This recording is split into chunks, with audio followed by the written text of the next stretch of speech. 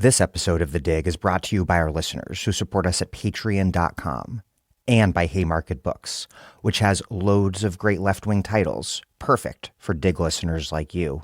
One that you might like is Abolition, Politics, Practices, Promises, Volume 1 by Angela Y. Davis.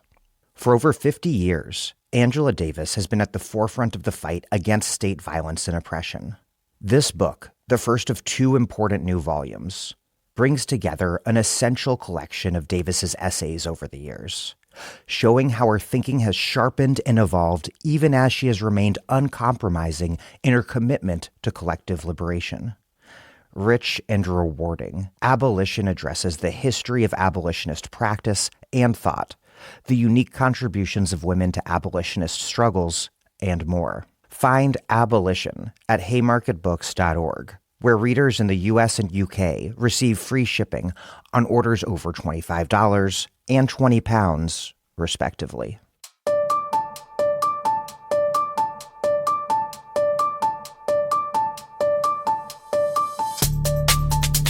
Welcome to The Dig, a podcast from Jacobin Magazine. My name is Daniel Denver, and I'm broadcasting from Providence, Rhode Island.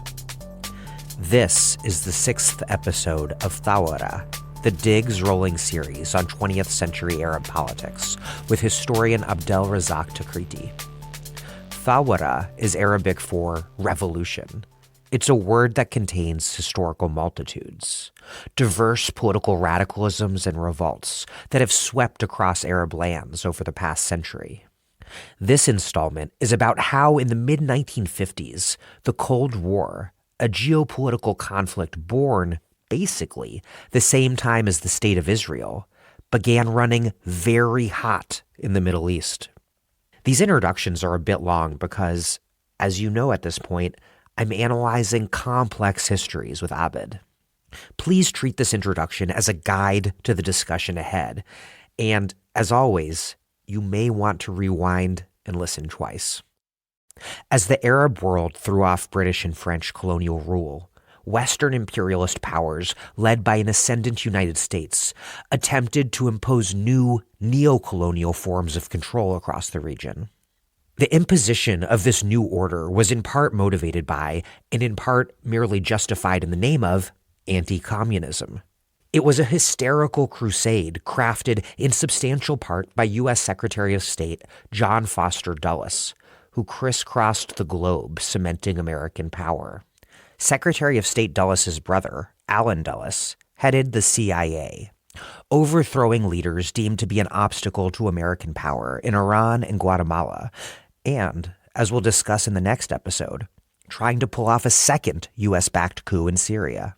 In the mid-1950s, the Washington-led bloc sought to bind Arab nations into the Baghdad Pact, a NATO-inspired anti-communist military alliance led by Turkey and Iraq, also known as the Central Treaty Organization.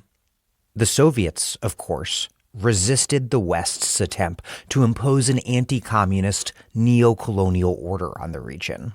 But to do so effectively, they had to work in coalition with a wide array of anti-colonial nationalists.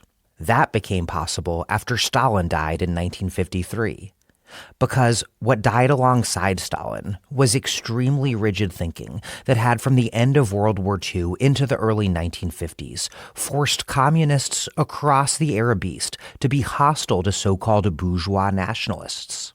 The resulting ideological overhaul for Khrushchev's USSR facilitated an urgent foreign policy agenda. And so throughout the 1950s, the Soviet-led communist bloc deepened its relationship with anti-colonial forces across the world, very much including in the Arab Middle East. It was this Cold War dynamic that presented Egyptian leader Gamal Abdel Nasser, who took power in the 1952 Free Officers' coup, with a challenge, and then also with a historic opportunity. Initially, Nasser had wanted to achieve independence from the old colonial powers while maintaining good relations with the West, particularly with the United States. He negotiated for British troops to withdraw from Suez, which happened in 1954, and he wanted funding for the Aswan High Dam, a massive infrastructure project. and also for the Egyptian military, which faced constant threats from a Western-funded, belligerent Israeli military. The U.S. and Britain refused to fund either the dam or Egypt's military unless Nasser submitted to a firm Western alliance, an alliance which would include submitting to peace with an Israeli state that had only been founded a few years prior through the Nakba's genocidal destruction of historic Palestine. To the surprise of millions of onlookers, Nasser refused, and in doing so, he mobilized the Arab world against the Baghdad Pact and Western imperialism in spectacular fashion. This moment of mass polarization sparked popular movements in the streets across the region. That importantly included Hashemite Jordan, where mass movements exploded, shaking the government and forcing them away from the Baghdad Pact. Those movements had substantial Palestinian participation because Jordan then had annexed East Jerusalem and the West Bank. This was the moment when Nasser, speaking across the region through his Voice of Arabs radio service, became a region-wide anti-imperialist, anti-Zionist, and pan-Arabist icon. Cairo became the center of a secular and left-nationalist Middle East. Increasingly, as Nasser visited Bandung in 1955, Cairo became central to a global Third World revolt.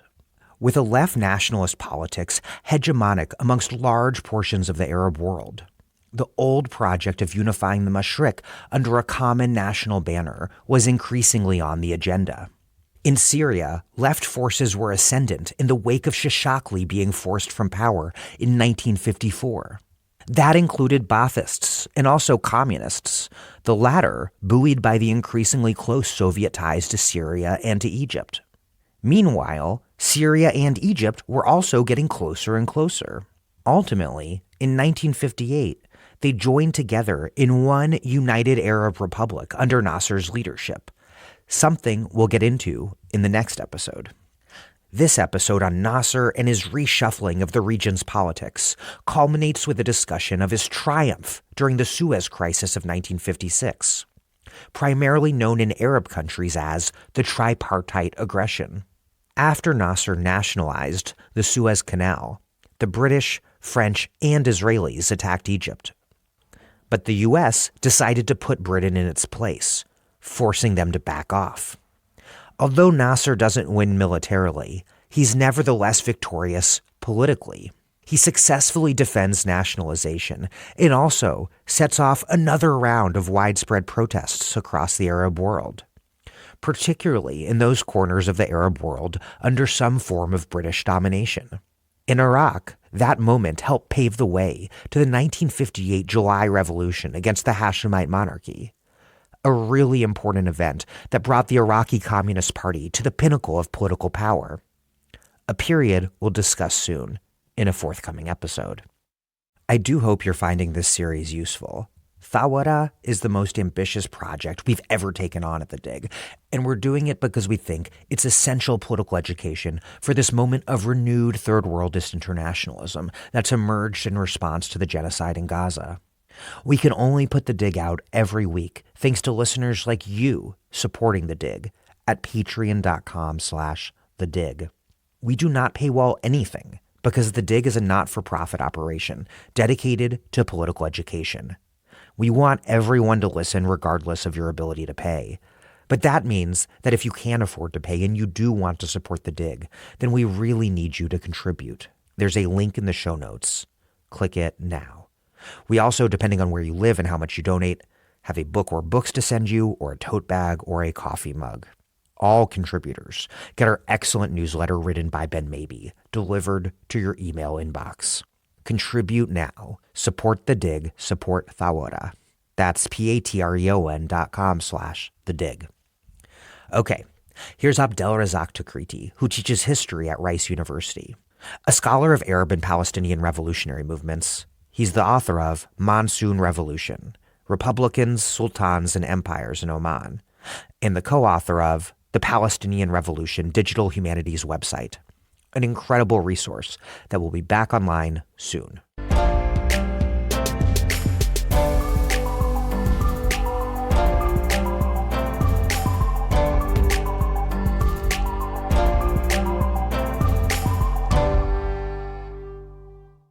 In the 1950s, the Cold War intensified, and the Western camp put increasing pressure on Arab countries to align with them and against the USSR.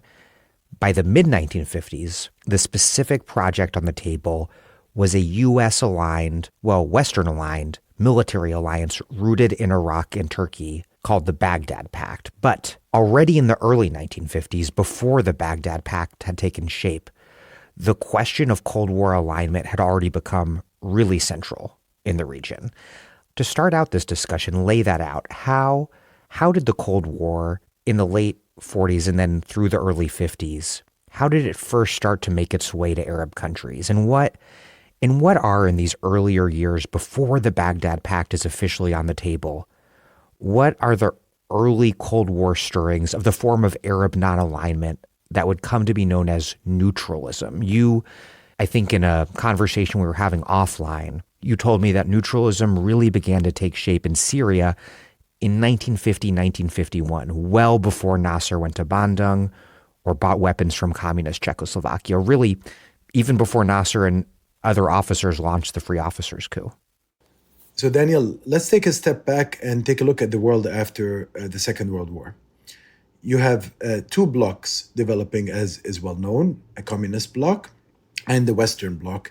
As a result of the victory of these forces in the Second World War, they're trying to vie for control over the world. And of course, this has ideological dimensions, economic dimensions. It was essentially a struggle between communism and capitalism as it was presented globally. Now, on the Western Front, which was always the dominant one, and we should remember that because it was the bloc that had controlled the vast amount of countries in this world through colonization. It had all the British colonies and the French colonies. It had all the American spheres of influence. They were seeking to create new neo-colonial dynamics in a way that will allow them to reshape the world. They did a variety of military alliances in order to further these dynamics.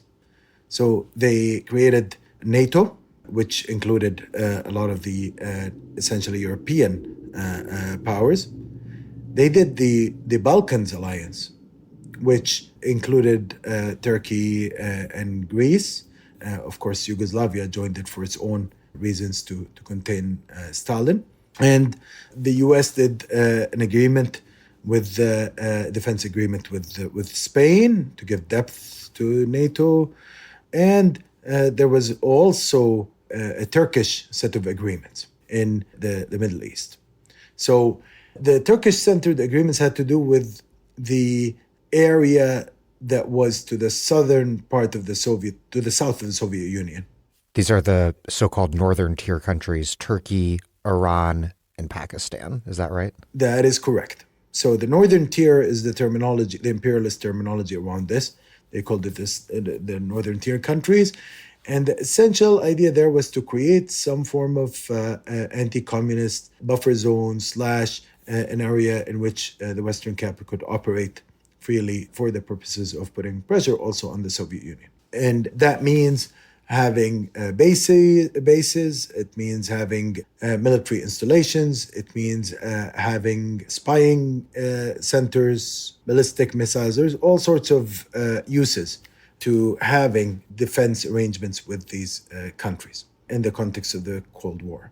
You know, you also had a Pacific dimension to this. We're not going to get into it, but, you know, you had the Manila Treaty. It's a global project. And that's really why it's important to not think of this just in Middle Eastern terms. This is a global project. Now, when it came to its Middle Eastern angle, there were some particularities. The most important being that, in a weird way, the U.S. could not actually be an official signatory to the treaty that they envisioned there. And that had to do, at least according to John Foster Dulles, one of the key figures in formulating U.S. policy in this period, had to do with Israel lobby voices in Congress. So those pro-Israeli forces in Congress did not want to have a situation where you had a defense treaty to which the United States would be a party that involved the Arab countries next to it, because then that creates problems for the Israeli state. So the U.S. had to be out, but it had Britain, and it could offer all sorts of support behind the scenes. So officially, the main Western power that was coordinating this effort was Britain. In reality, of course, the U.S. was the real sponsor of this project.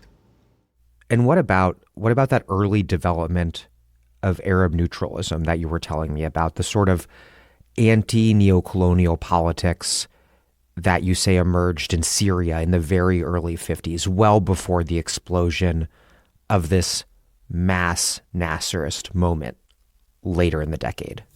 So already after the end of the Second World War, there was a raging discussion across the region, including in Syria, about the question of alignment. And it became clear that there was going to be a competition between the two major powers that were victorious in the war, the Soviet Union and the United States. And that discussion was played out locally in different countries. Now, in Syria, it took a particular form because there was so much concern with preserving the independence that had been gained following the war and ensuring that the country will progress on a pathway that does not allow it to fall under foreign rule ever again. So the question of national sovereignty became very important, and different parties and political movements emphasized that. They were seeking to avoid falling into the trap of American and Western alignment, but also some of these movements were opposed to alignment with the Soviet Union because they saw that as being another form of foreign control. They didn't, of course, they thought of American and Western intervention as a far more serious threat. There were also anti-communist forces that did not want alignment with the Soviet Union, but that had a nationalist agenda or were committed to independence and did not want alignment with the United States. Interestingly, the position of the Syrian Communist Party was very critical towards these forces throughout the late 40s and early 50s. Khalid Bektash, who was the Secretary General of the party, denounced this concept, saying that you have to choose between either camp, the camp of justice being the camp of the Soviet Union, or the camp of oppression, which is that of the United States and the West. So that continued to be his policy and the policy of the party until the death of Stalin. And following the death of Stalin, we see a shift. You've been talking about the British and the Americans, but what about the French, a power that had been so critical to the Arab Mashriq for so much of this prior history that we've been discussing throughout the series? Do they have a say over the Baghdad Pact, or has their power faded so much at this point that the French really just don't matter so much anymore? So with regards to the French, Daniel, they did not have a zone of influence in the areas that were targeted by the Baghdad Pact. They did not have control over Turkey. They did not have control over Iraq. Of course, that was a British former colony. They did not have control over Iran or Pakistan. These were all primarily either former British colonies or former British zones of influence. And in the case of Turkey, of course, it's a direct relationship with the United States that facilitates for its position in this equation. So the only place that the French had previously enjoyed considerable influence was Lebanon and Syria. And Syria obviously was one of the main targets for expansion of the Baghdad Pact. But the French, by this period, no longer exerted control over Syria. So really, we're finding that the pact is targeting countries in which the West either has current control, or where it had recent influence and was seeking to reassert that influence. What is Hashemite Iraq's role here in the projection of British and later more U.S. imperial power across the region? Is it fair to describe Nouri al-Said's Iraq as merely a British client state, or is Iraq actively pursuing its own regional order and its own perceived interests through this allegiance to imperialist powers? I mean, there's elements of both. I don't think they're mutually contradictory. Iraq under Nouri Said, who was really the strong man of Iraq in this period, was completely aligned to Britain.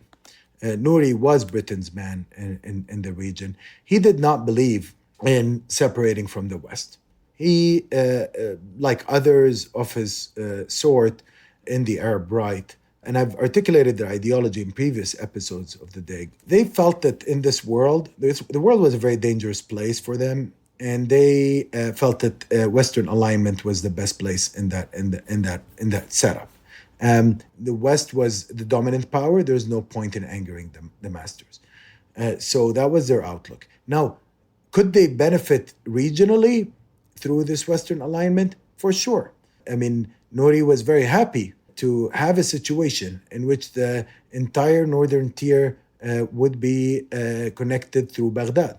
This is why you have, of course, the initial treaty is one between Turkey and Pakistan in February 54, but then the most consequential treaty and for the Baghdad Pact, and that's why the pact is named after it, is the February 24, 1955 treaty between Turkey and Iraq. And of course, the pact's headquarters then is hosted in Iraq. There's a lot of prestige for that. It gives a sense of Iraq being an effective regional player. Nouri Said had at this stage, Daniel, learned from the lessons of the failed Portsmouth Treaty. He had long been attempting to force through an imperialist arrangement for Iraq, and we'll be able to talk about Portsmouth Treaty later on. There's no need to go through it now. But the point is, it was one of those imperialist entanglements that the Iraqi social movements had defeated and the Iraqi anti-colonial movements had defeated. This time, when it came to the Baghdad Pact, he had learned from those previous defeats, and he was ready to basically ensure that all the forces opposing the pact would be neutralized locally in Iraq, including the radical forces. And at the same time, that would have signified for him the objective, one of the main objectives of the pact, which is to prevent the communist spread in the region. Yeah, because in so many ways, it's really impossible to disentangle the domestic from geopolitical interests at play. Iraq's interest in opposing the Soviets abroad is fundamentally tied up with their interest in repressing the very powerful Iraqi Communist Party. And absolutely. And let's not forget the class interests behind this and the position of these people. Why would a privileged colonial figure like Nouri Said, who's benefiting from Iraq's new entry into the world market through the mass export of oil at this stage, and who's benefiting from Iraq's growing stature in the region, and who's personally benefiting from what's going on internally in Iraq in this period, why would he and members of his class not oppose the communist threat as far as they're concerned? It is a threat for them domestically. They don't want to see communism emerging in Iraq, but also they're firmly tied to the West. So they do a strong crackdown on the Communist Party. And they've been engaging in that for several years, Daniel. The attacks on the Communist Party were very severe, and they created a situation where the communists had lost a lot of their weight and strength. By the time we get to the Baghdad Pact signing, part of the reason why that succeeds is that there had been a very strong and quite cruel anti-communist war waged by the Iraqi state for several years before. So they were able to weaken the communists, but also weaken other political parties in this period. So this is one of the main factors that was underlying what was going on. Turkey plays such a critical role in this larger geopolitical situation. What was Turkey's trajectory from before their World War I defeat, from being the seat of Ottoman power over the Arab Mashriq, through pursuing a genocidal nation-building project, to ultimately becoming this cornerstone of imperialist and anti-communist power in the Middle East by the 1950s? Turkey learned from the lessons of World War I they were like, we're not going to be aligned in World War II. So that was something that was important to note. However, once World War II had concluded, Turkey's government made a choice that contrasted severely with that of the anti-colonial governments in the Arab region. They made a choice of aligning with the West. This had many different factors to it. Some of them have to do with Turkey's strategic location.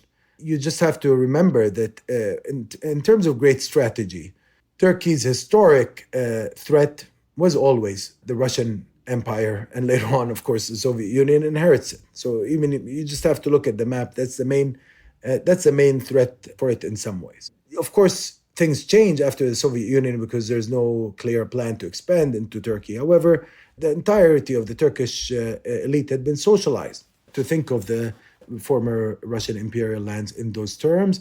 And there were good reasons to believe that, had the Soviet Union had the opportunity to reassert control over Turkey, it would have. Now, of course, you had social movements in Turkey that wanted being aligned with the Soviet Union. There is a communist movement in Turkey. One of the world's greatest communist poets, Nazım Hikmet, comes from Turkey, and he's, we're not going to go into this tradition now. There is a strong working class struggle in Turkey. And that leads eventually all of those clashes between these progressive movements and the Turkish government lead to different coups and different crises in the history of Turkey. However, when it came to the government itself, the government was anti-communist. Ataturk did not believe, obviously, in communism. He believed in Turkish nationalism. Its successors had similar positions. But it's interesting, the question of why did they not pursue a policy of non-alignment? I mean, we'd understand why they wouldn't ally with the Soviet Union. Why would they ally with the United States against the Soviet Union? But the real question is, why didn't they pursue non-alignment? And here, that's a subject that has been addressed in the literature in comparative terms, actually. There's a very strong study on this by Reem Abul Fadl. She compared Egypt to Turkey in this period specifically, and tied this to both ideological as well as geostrategic factors. But essentially, she was looking at these trajectories as having to do also with anti-colonial traditions, or lack thereof in the case of the Turkish elite here. That Egypt, the government there, as was the case in the rest of the Arab region, had an unresolved sovereignty question. They had been actually colonized and had to engage in a long-term independence struggle. In the case of Egypt, that was going on from 1882. So their opposition to Western control is quite understandable. At the same time, the insistence of local collaborationist forces like Nouri Said's government, their insistence on Western alignment was also understandable given the same background of the history of colonization in the region. Another key imperialist allied nation here is Iran, but that had not been the case a few years before because, of course, in 1953, the U.S. and British, they orchestrated the overthrow of the Iranian Prime Minister Mohammad Mossadegh after Iran moved to nationalize its oil. How did this imperialist coup reverberate across the region? And what in particular did it mean for Iran under the Shah to become such an important pillar of Western power specifically that was being projected across the Arab Mashriq? I mean, Iran has enormous geopolitical importance, as you know, Daniel. And I was actually glad that you previously had hosted one of the most distinguished scholars of Iran, Iskandar Sadeghi Bourjerdi, who's a dear friend. And I'm sure he could answer your question here much better.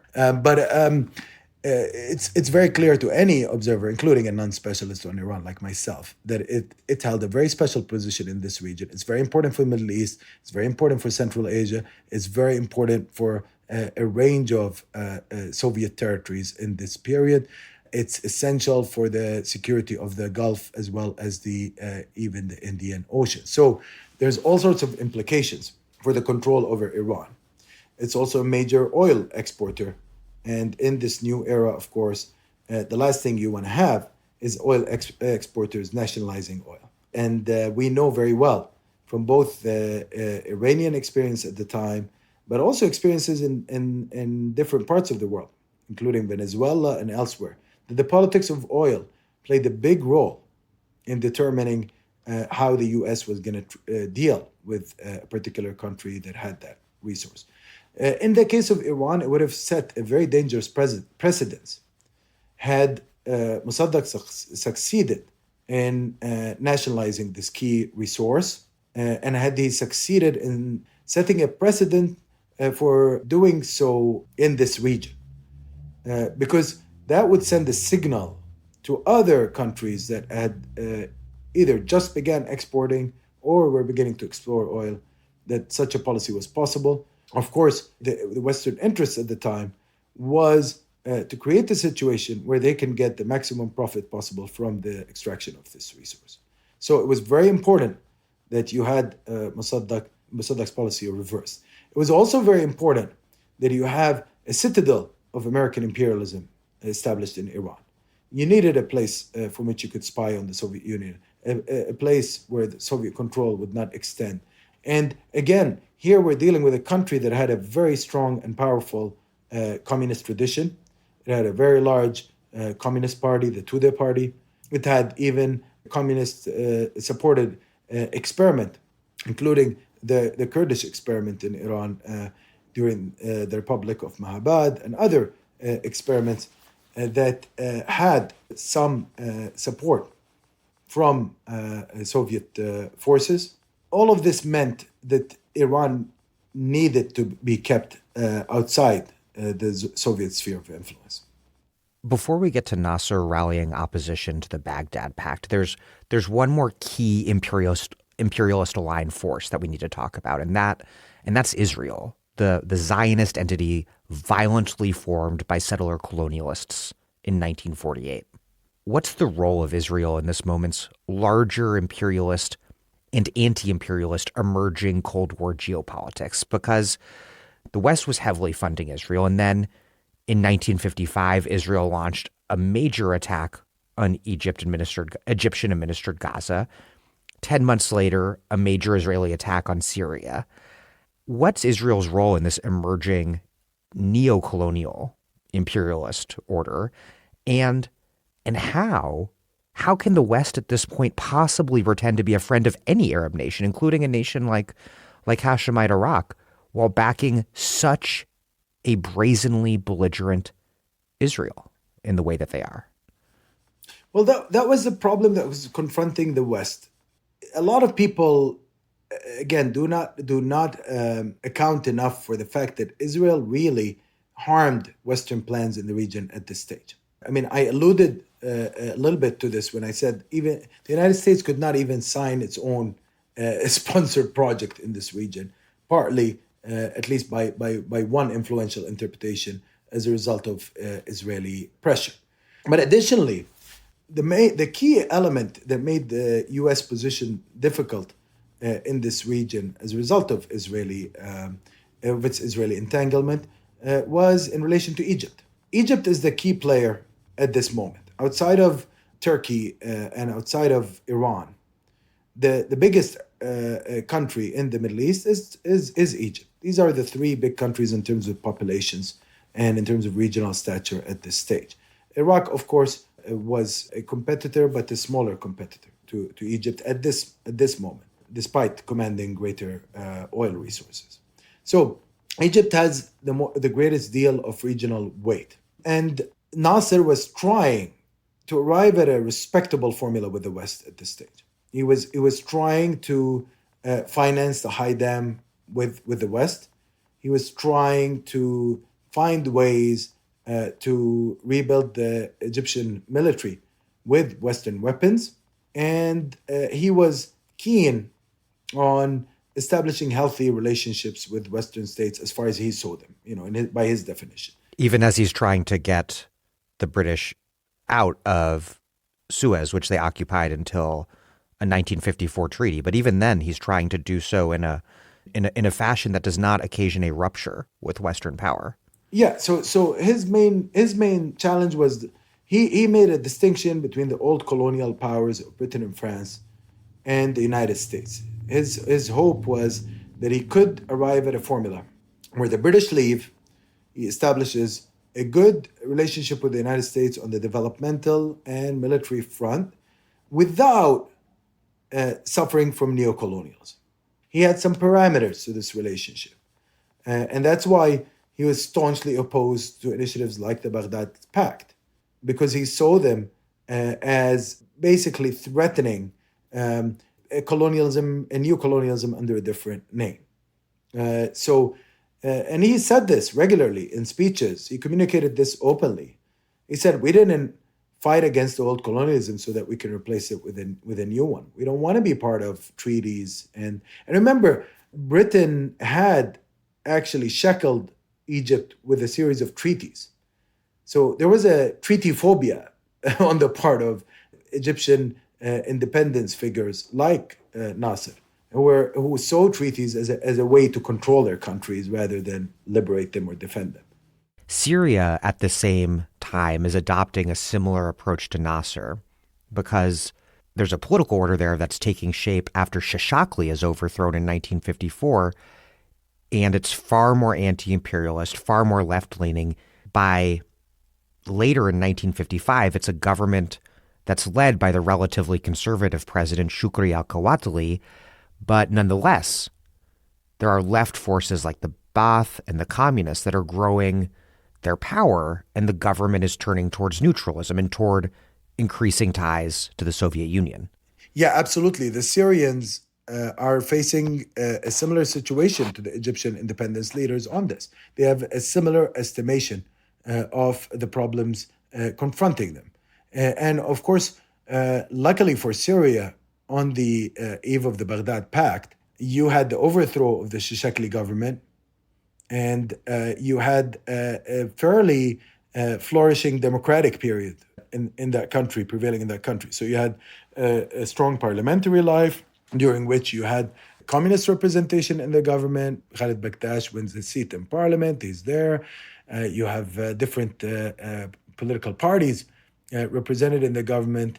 And Shukri al-Quwatli, although an old traditional leader, decides that he's going to take a stance more closely aligned with Nasser's Egypt around these questions. So he keeps, these people keep Syria out of any form of entanglement in such pacts. But when it came to the US and Egypt, and to go back to that point, Daniel, the US eventually messes the relationship with Egypt partly because of their Israeli stance. So they want Egypt to absorb Palestinian refugees and resettle them. And this is very important for the situation in Gaza today, because that's when the first iterations of the Sinai project appear. And that's when also you have the big demonstrations that happen in Gaza itself against the idea of repatriation or removal to Sinai. So there were all these projects that the Americans were proposing of like, let's expand some of the areas around the Gaza Strip. Let's put some refugees there, in Sinai. Let's not talk about refugee return on the state of Israel. Let's not talk about a situation like a peace treaty that would allow for a just resolution to the refugee question and all the other questions relating to the Nakba. So Abdel Nasser actually refuses to engage with them on this. And during this period, he suffers two blows from the Western camp, in part as a result of his stance in relation to the Israeli question. They do not give him the financing for his main developmental project, which was the Aswan High Dam. And this is the British and the Americans that ultimately pull out of funding this dam. Yeah, and the Americans were really supposed to be the main donors behind this vision, and they gave all sorts of indications that they were going to back him. And then you have also their refusal to provide him with the necessary armaments for the Egyptian army. And again, this was something that he needs to find a solution for, because in the world that we're describing, the only options for armaments were were either Western or Soviet. Israel is already attacking Egyptian-administered Gaza, armed by the West, just 7 years after violently dispossessing Palestinians in 78% of historic Palestine in the Nakba. Yeah, and Nasser is getting pressure from Gaza. I mean, there's all these demonstrations that erupt in the Gaza Strip that are organized by actually a very strange union between the communists and the Muslim Brotherhood. It's actually through the teachers' union that this is organized. And people like Moin Seso, who's a very prominent communist poet, he and one of the leading communists of Gaza, he actually plays a key role in leading those demonstrations. And the slogans they're raising is no resettlement, no housing, or you agents of the Americans. So they were accusing Nasser of being an agent of the Americans at this stage initially. Nasser has to find solutions. Now, Aswan High Dam, eventually, the only solution that he finds is the USSR. And initially, the Americans thought that Nasser is bluffing them when he said, "I'll turn to the Soviets." But you know what? He was willing to make that move. That was a huge move in this context. Going to the Soviets for high dam funding was a huge move. The other thing that he does, and they're really twin moves because you couldn't have done one without the other, is he does before that even earlier an arms deal with Czechoslovakia. And that happens on 27th of September, 1955. So around the same time when you have the Baghdad Pact arrangements going on. So how did Nasser, articulating this anti-colonial vision, how does he rally the Arab world against the Baghdad Pact? And what are the consequences of Nasser's attack on the pact being so effective and him making these attacks in the way that he did, attacking the pact and also attacking Iraq and Turkey as being essentially imperialist and Zionist proxies? What was the impact of this incredible polarization over the Baghdad Pact, its impact on Egyptian domestic politics, on Syrian domestic politics, on politics and geopolitics all across the region? Let's think about what Nasser needed to do at this stage. First, he needed to try to exert pressure within Iraq to prevent the pact from being signed. And really, the Baghdad Pact wars, let's call them that, or the struggle over the Baghdad Pact, is the first big episode in which Nasser makes his presence on the Arab scene, on the pan-Arab scene, really felt. People did not know what to think of Nasser before that. They had conflicting feelings, especially in places like Syria and Iraq and Jordan and Palestine and the Arab Mashriq. There was a suspicion of anybody that came to power through coups. Because the first coup was the Hosni Zaim coup. It was sketchy. It was seen as an American move. And a lot of people thought that this might be the same. And even if it wasn't an American move, the fact that it's a group of army officers, as was the case in Syria, it created instability. It created a situation where juntas were interfering in government. It was not seen as a good thing by progressive forces. And Nasser does immediately outlaw all political parties. Not immediately, but gradually, very soon after, he cracks down on political parties. So, he has his reasons. We can go into them later on. Actually, he presents them in terms of alignment. They're related to the story we're trying to tell. But essentially what he does is he comes in and establishes a radio station. And in 1953, the Egyptian intelligence come in and put a blueprint for a radio station that was going to have enormous influence in the history of this region. Because it provided Nasser with a direct tool to communicate with the broader Arab masses. And he chooses a title that is captivating at this stage for these Arab masses. He calls it Sawt al-Arab, the voice of the Arabs. And he picks really talented people who had a way of inspiring the general mass feeling in the region, especially the anti-colonial one. So he picks Ahmed al-Said as the key Ahmed Said emerges as a key kind of inspirational figure, radio figure at this stage. And the Sawt al-Arab focuses on anti-colonial themes. It starts talking about Arab struggles, about the need to expel the British. It's covering different forms of Arab clashes with colonial forces across the region. And it's transmitting Nasserist emancipatory messages from the shackles of colonialism. That resource becomes very important during the Baghdad Pact, the battle over the Baghdad Pact, because through this tool, you have the spread of a strong messaging system against this pact. And Nasser is confident, Mohammed Hassanein Haikal actually was commenting around this time, that the strongest revolutionary force in the modern world is the transistor radio. I know this is difficult for us to to talk about now, because who listens to transistor radio anymore? I don't think many people don't know what transistor radio is, but I bet you do, Daniel. Definitely.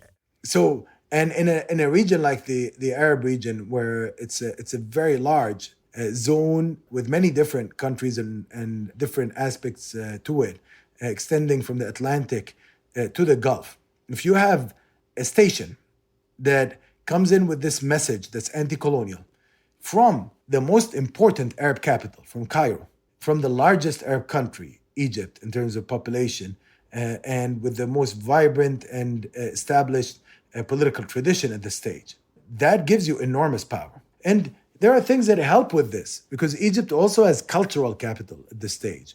All the great singers come from Egypt, all the great performers, all the great films.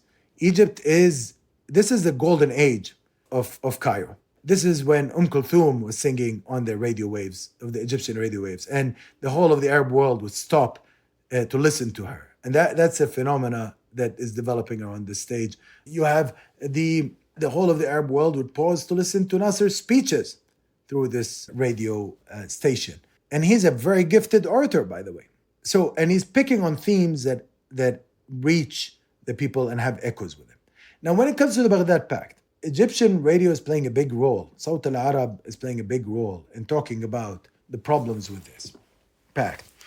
But also local parties in the region agree with that. So you had, in a way, a mobilizational force locally that had existed independently of Nasser, and it existed before, that was united in opposing the Baghdad Pact. All the neutralists in the Arab world were opposed to the Baghdad Pact. All the communist parties in the Arab world were opposed to the Baghdad Pact, clearly. All the Baathists, emerging nationalist formations that later coalesced into the movement of Arab nationalists, or became the movement of Arab, what was called the movement of Arab nationalists. That was also a bloc that was opposed. So you had all these forces that had no interest whatsoever in supporting this pact. Even some liberal parties that had an anti-colonial angle to them, and some figures from the liberal age in Iraq opposed the Baghdad Pact.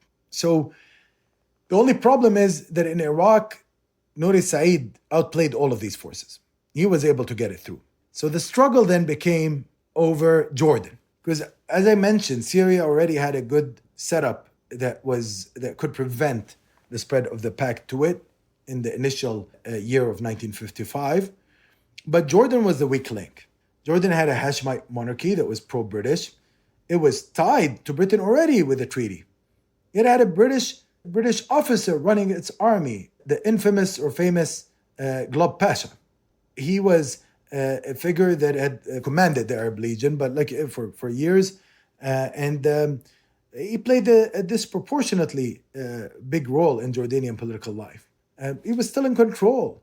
So it was only natural that Jordan would join this pact. And the main forces that were behind it were pressuring Jordan.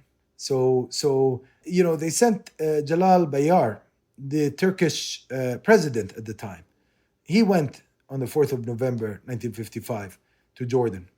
His visit became a major catalyst for contestation and for demonstrations against the pact. And there were so many demonstrations that you had the resignation of multiple governments in that year in Jordan. Prime Minister Said al-Mufti initially resigns in the 14th of December 55. Then you have like a weird situation in Jordan where you have a 1 week government, a government that lasted literally 1 week under Hazza al-Majali. It was appointed on the 14th of December. It had to resign on the 21st of December. Again, that government initially was appointed to enforce the Baghdad Pact. But the demonstrations did not stop because the Communist Party had mobilized so well. The Ba'ath Party mobilized so well. You had a very strong nationalist bloc under Suleiman Nabilsi and other patriotic figures that had mobilized very strongly against the Baghdad Pact. So you had this situation where mass demonstrations were going on, especially in Amman, in Jerusalem, in Nablus. Remember, the West Bank, the Palestinian West Bank was now under Jordanian control. So these were considered to be Jordanian cities at this stage. Jerusalem, Nablus, everywhere. And in Jerusalem, actually, the first or the most prominent martyr of the Jordanian student movement and women's movement, Raja Abu Amsheh, she actually gets martyred during taking down the Turkish flag from the Turkish consulate in Jerusalem, in Sheikh Jarrah. Not Raja Abu Amsheh, Raja Abu Ammasheh. No, Raja Abu Ammasheh becomes an icon of the Jordanian student movement. I should note here on a tangent that she's symbolizing a very new trend, which is the strong feminist involvement now and this emerging feminist trend that has allowed for young women like her to be leading demonstrations. She led this demonstration against the Turkish consulate. Many people, by the way, get this incident wrong. They say it happened in the British consulate. Some people say it happened in the American, but actually it was the Turkish. So, but it symbolizes this new vigor that was happening. These movements were invigorated by the rise of a student rebellion across the region, essentially. The students played a key role in opposing the Baghdad Pact. And Jordan essentially ends up becoming the graveyard of the pact in some ways. Yes, the pact continues, but it was unable to expand beyond Iraq. The only Arab country that joins it was Iraq. You have another Jordanian government yet resigns after these big demonstrations that we talked about. Ibrahim Hashim resigns. Then eventually Samir Rifai, who's not known to be a progressive figure in Jordanian governments. He's a prime minister that is known to be very repressive, quite right-wing. But on the 8th of January, he's installed in government, and the king entrusts him with forming a government. He comes in, tries to crack down, but finds again that the demonstrations had continued. So we have this remarkable situation where for multiple weeks, more than 8 weeks, you have endless demonstrations in this place.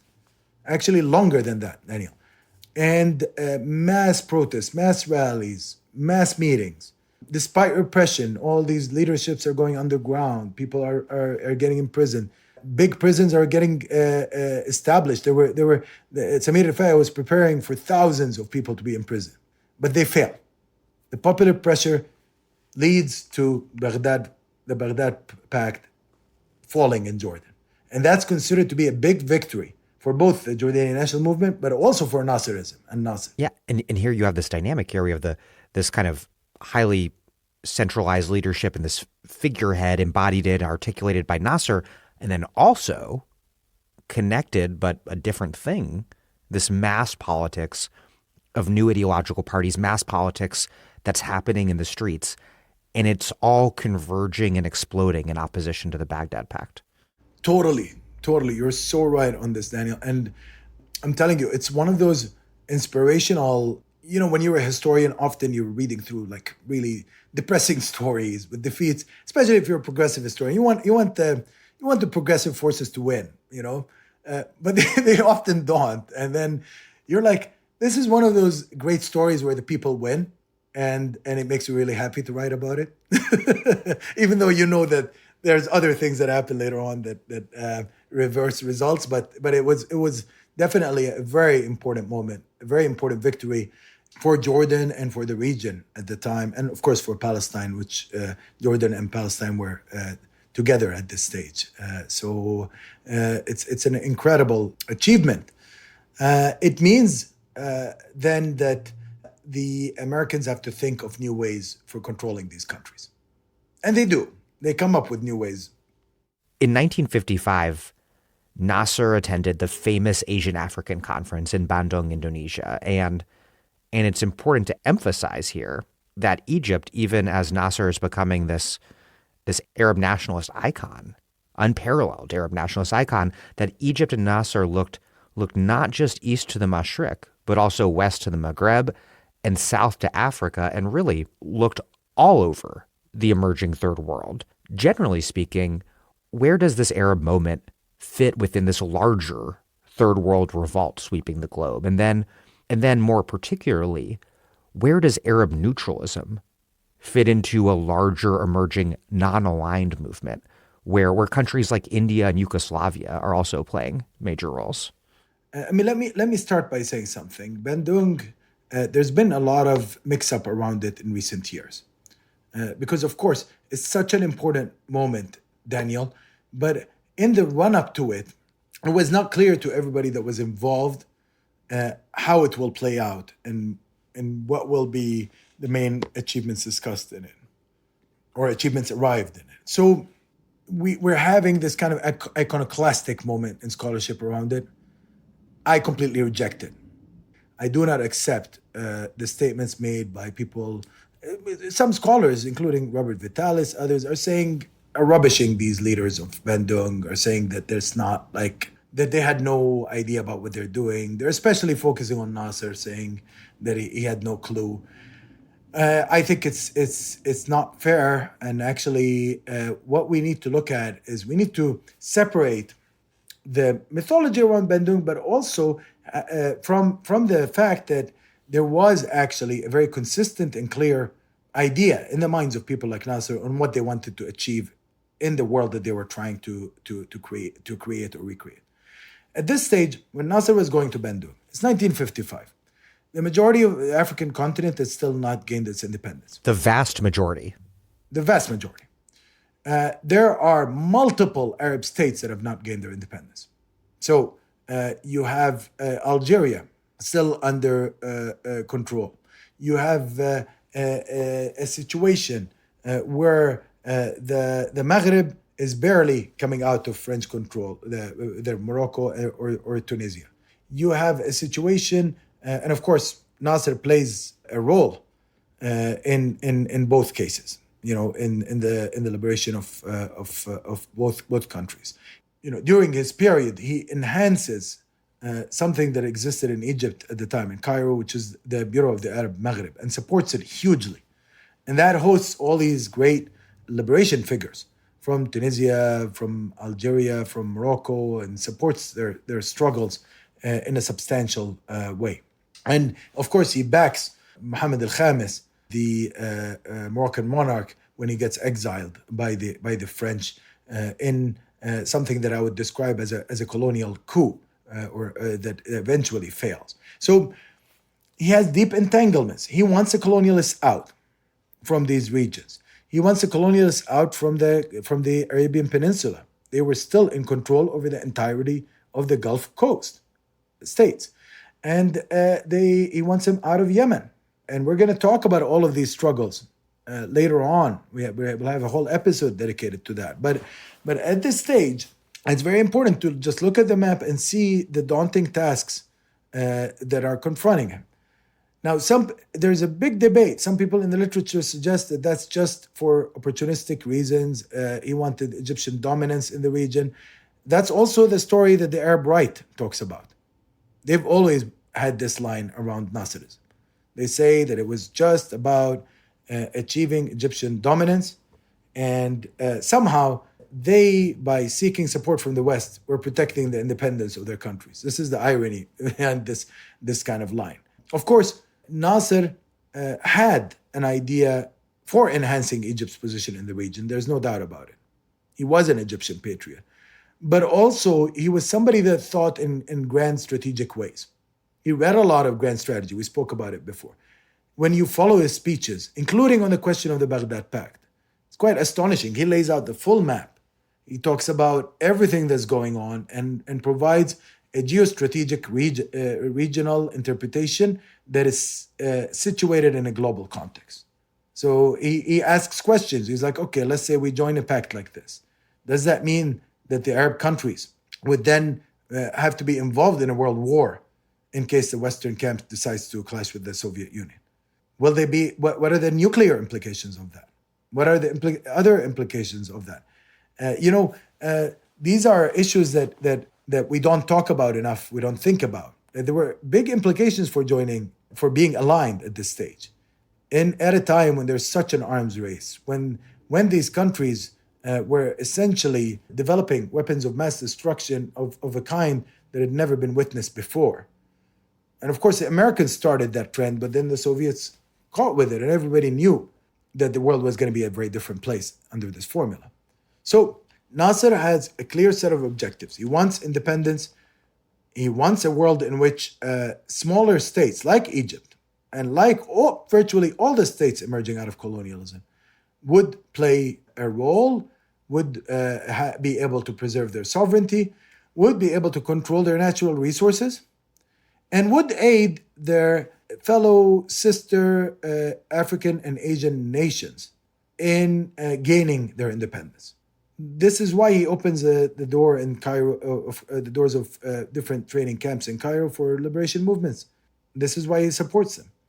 So he's so national interest as being intertwined with a broader regional anti-colonial interest, and that's under the banner of Pan-Arabism, and also an international anti-colonial interest under the banner of Afro-Asian solidarity.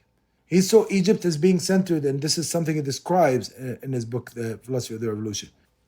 Egypt is at the heart of three different circles. There is an Arab one, an Islamic one, and an African one. And it was going to contribute effectively to all of these different circles. And where, more specifically, does this concept of Arab neutralism fit into this related but broader idea of non-alignment? So it fits directly because let's start with the debates around neutralism. Because initially, the whole conversation really starts in 1947 in earnest. Because you have, at the time, the Soviet line was that you can't be neutral. Stalin had announced an anti-bourgeois policy, and all these communist parties in the Arab world were pursuing the anti-bourgeois line. They were saying that bourgeois leaderships in the colonized world have to be denounced, confronted directly, and also they need to actually be forced out of the Western camp and into the Eastern camp. Which is a problem for communist parties on the ground because they're taking orders from Moscow, unfortunately, as we've discussed extensively in past episodes. And it's forcing these local communist parties to essentially denounce the substantial portions of their country's national liberation movements that are led by what Stalin would call bourgeois nationalists.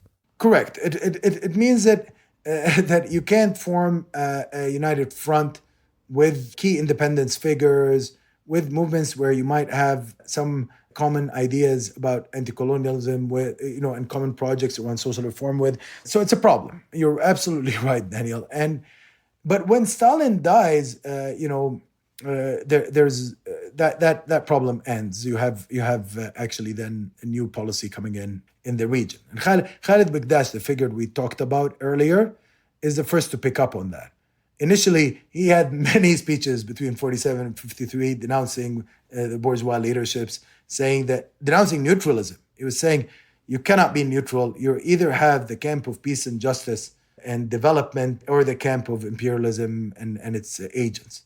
So now, he moderates his tone after the death of Stalin, and that helps him actually, both in the confronting the Shishakli government and later on in the electoral campaign that gets him elected after its fall. So, and in many ways, this becomes the golden age of the Syrian Communist Party. The mid-50s is great for them. They're establishing their power. They're growing. And here, that leads to a serious problem for the Qawatli government. Because you have a situation where there are figures in the Qawatli government that, first of all, are deemed to be too close to the communists, especially in the army, with the appointment of the Bizdri to the army leadership. The Americans decide that this is too pro-communist as far as they're concerned. They also start spreading all these new rumors about Syria falling to the communist hands. They're freaking out about the fact that it was no longer imprisoning communists on a big scale, that under the new era you had an actual democratic situation where communists were able to function. John Foster Dulles is constantly hyperventilating. Oh, he was freaking out. And you know these people, Daniel, they're obsessed. Remember, they're obsessed with communism, both inside the U.S. and outside of it. They think the whole world is going to be taken over.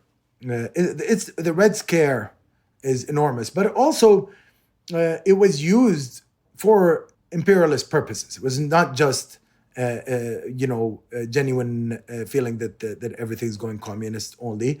They feared that. But also, it was a useful way, saying that a country was going to fall to communism, allowed you to try to take control over it as well. So, and we'll talk about this later. There's the Syrian crisis that emerges out of that. But to take things back to Bandung. Bandung, we're seeing here Nasser going there. He's pushing an agenda that other leaders at the time found agreeable in many parts. The ideas of national liberation and commitment to the liberation of different people, the ideas of non-alignment gained traction, at this stage. The Chinese play a big role in facilitating this under Zhou Enlai. Of course, the Indonesians play a big role. Nehru actually takes a very strange line in Bandung, and his relationship with Nasser initially was tense, but eventually they find the functioning, a way to make it functional. But in any case, what we end up with there is some clashes, though. And one of the big clashes is, surprise, surprise, the question of Palestine. What's going to be done with Palestine? And here, of course, Nasser and other Arab delegates play a big role in trying to impose that on the agenda and to ensure that it gets adopted by the conference. There are people that are trying to avoid it. Some figures are worried about the West getting upset if there's too much focus on Palestine. Sounds familiar. Absolutely. So, you have all sorts of machinations to keep it outside the discussion, but they fail because Nasser is there, other Arab delegates are there, they push it through. Interestingly, by the way, Bandung is also attended by the future founder of the Palestine Liberation Organization, Ahmed al-Shuqairi. But the Bandung period is very important because after Nasser comes back from Bandung, that emphasizes again the themes that he was trying to address when he was opposing the Baghdad Pact. It re-emphasizes this notion that there is no need to be aligned in that way to East or West. That there is a way forward. There is a better way to achieve what they called peace and international cooperation. And they really meant peace and international cooperation in a genuine way, not in that kind of Western language around this. And they managed to also keep a united front despite the fact that some of the countries attending were actually kind of aligned. Like, we should remember here that this did not start as a non-alignment conference. It started as a conference that included the independent nations of Asia and Africa. But eventually it becomes associated with non-alignment. How, amidst this intensifying set of regional conflicts over the Baghdad Pact, these regional conflicts with major global Cold War implications, and amid Egypt becoming really a leader of this larger decolonizing third world, how amid all that does Nasser move to nationalize the Suez Canal in 1956?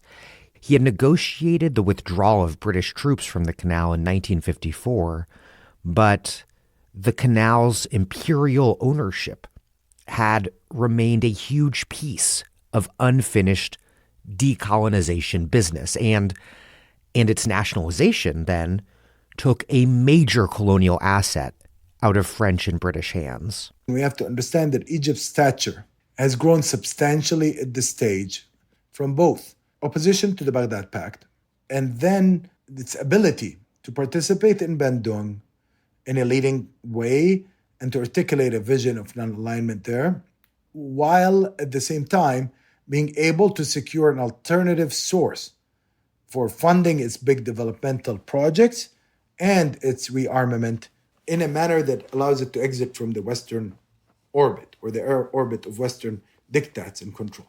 Now, Egypt was still confronting another major and daunting task, which is to get the British control over the Suez Canal over. They went through a long series of negotiations with the British to try to get them out of the canal through peaceful means.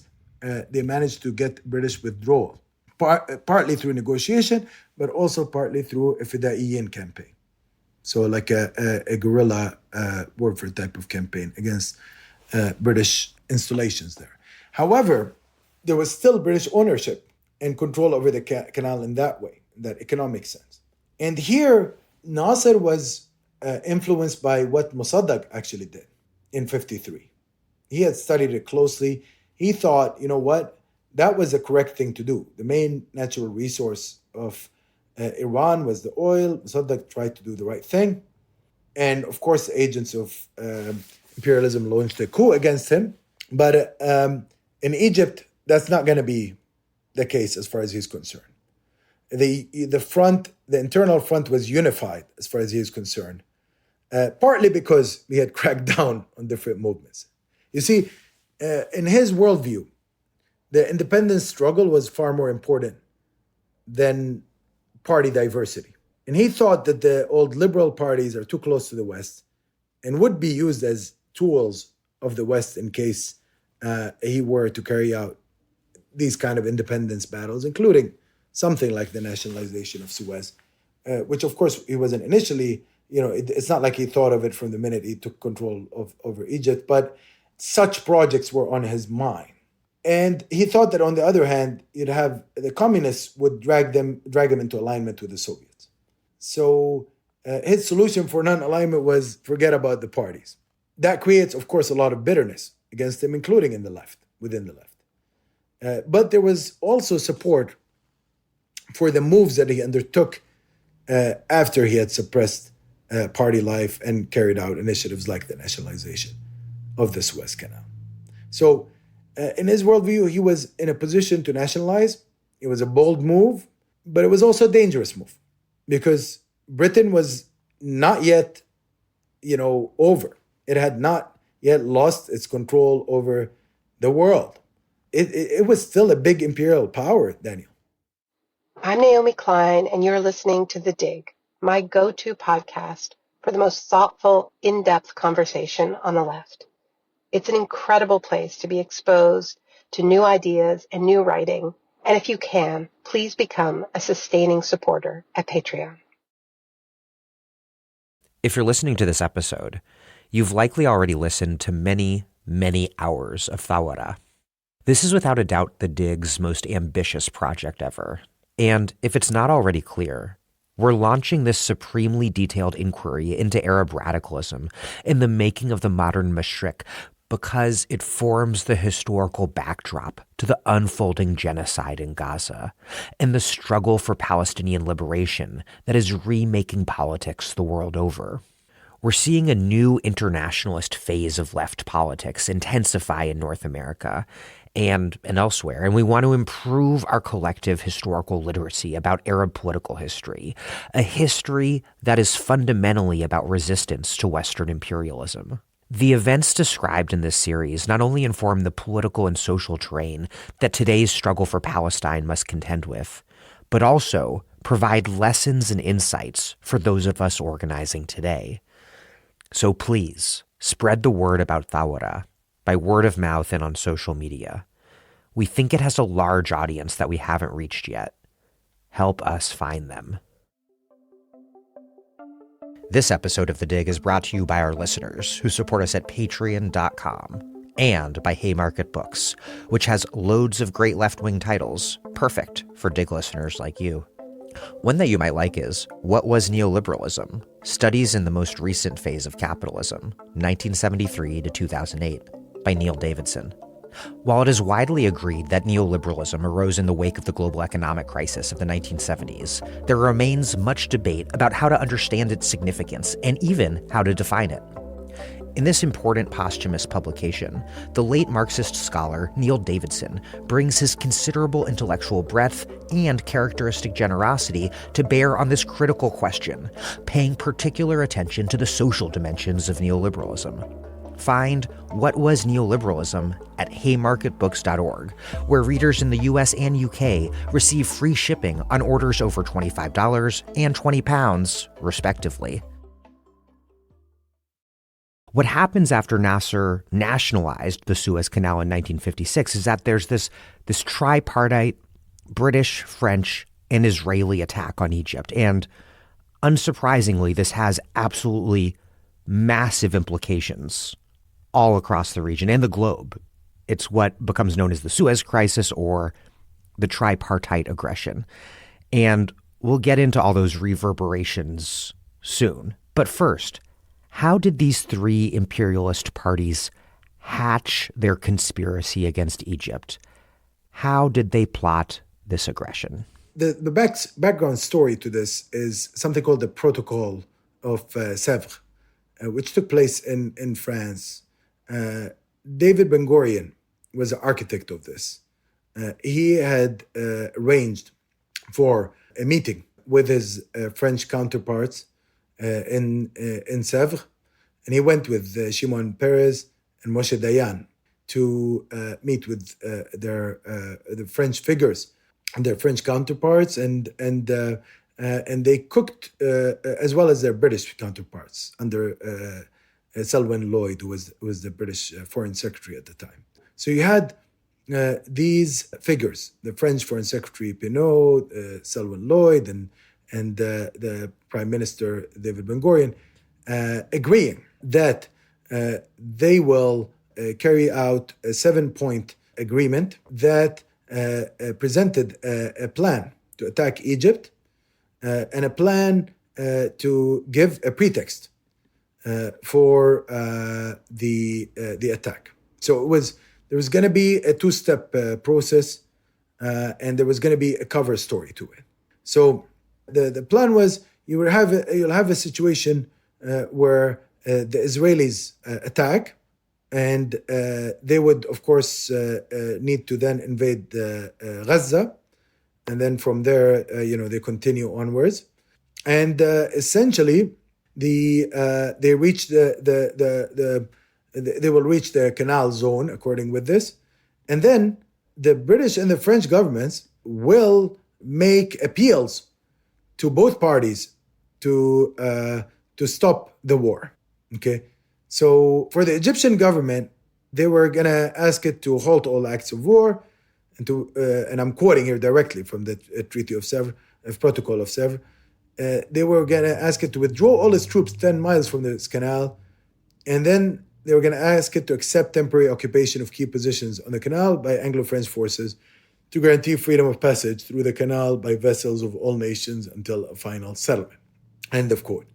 Now, to the Israeli government, they were going to ask for, quote, halt all acts of war and then withdraw all troops 10 miles to the east of canal. Then, if the Egyptian government fails to agree with this, with the conditions that they imposed, then Anglo-French forces would intervene and they would launch military operations. And the Israeli government will go and occupy the western shores of the Gulf of Aqaba and so on and so forth. Now, there's important clauses there that the British insert. They have a big back and forth with the Israelis. They're worried that Israelis will go and try to do a land grab in Jordan, which is very important for Britain at the time, and it's tied with Britain with the defense treaty. So they don't want the Israelis to attack Jordan. So the British had these clauses had a clause that specifically protected Jordan. However, that clause also ended up saying that if Jordan were to attack Israel in this context, then the British would not come to its aid. So essentially, the British kept Jordan out of this battle as they went and carried out their attack on Egypt, and as the Israelis carried out their attack.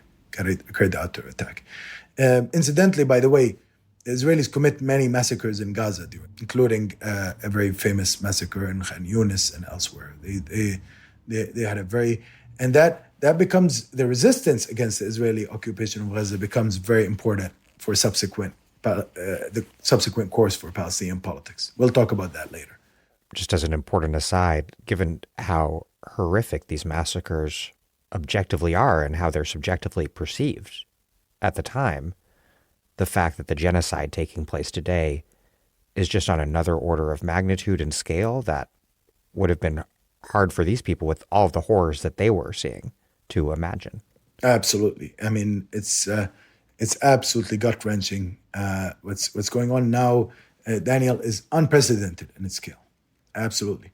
It seems like one of these historic moments that is very much overdetermined. What role did the nationalization of the canal play in prompting the attack? What role was played by broader issues related but not reducible to the nationalization, like Nasser's mobilization of pan-Arab nationalism against British power all over the region, and Israel's alarm about that as well, and Israel's more particular desire to crush Palestinian militancy emerging from Egypt-administered Gaza, and also French anger over Egypt's support for Algerian revolutionaries. There are just so many factors to consider. How does this tripartite aggression in 1956 over Suez come about?